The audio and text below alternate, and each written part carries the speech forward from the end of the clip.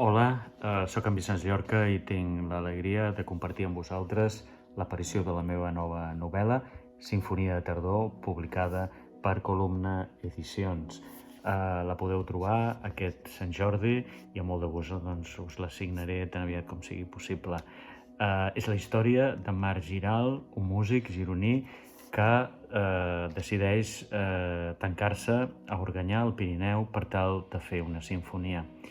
I rep la visita inesperada d'un antic amor de joventut, l'Emma, violinista, que vindrà a portar-li una notícia que li trastocarà tots els seus plans.